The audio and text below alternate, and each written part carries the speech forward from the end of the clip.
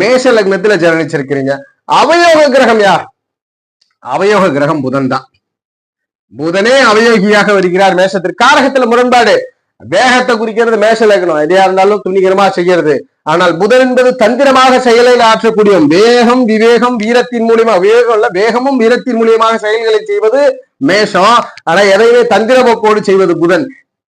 லக்ன காரகத்திற்கு முரண்பட்ட கிரகம் அமைவு. அடுத்து 3-6 அதிபதி ருணரோகத்தையும் முயற்சி பாவத்திற்கு 2 மறைவு பாவத்தை கொண்ட இந்த புதனே ஜாதகத்திற்கு அவயோகி. இந்த அவயோகி 5ஆம் இடத்துல இருக்கிறார்.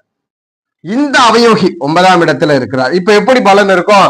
இந்த புதனோடு சூரியன், குரு இந்த 2 கிரகங்கள் இணைவோ பார்வையை பெற்றுட்டா இந்த அவயோகி அவயோகம் செய்யறது இல்ல. அவயோக பலனை கொடுத்தாலுமே கூட இந்த கிரக தொடர்பில் இருக்கும்போது ஜாதகருக்கு அந்த வெளிநாடு, தூரதேசங்கள், வேறு மாநில தொடர்புகள் அது போல கொடுக்குது. ஜாதக சுயமுயற்சியில வெற்றி பெற முயற்சியை கொடுக்குது. அப்ப லக்ன அவயோகியான புதன் 5-9 இருக்கும்போது குருவோ சூரியனோ தொடர்பில் இருக்குமாயின் ஜாதகருக்கு வெற்றி. 3ஆம் பட்சமா ஒண்ணு எடுத்துக்கலாம், சுக்கிரன்.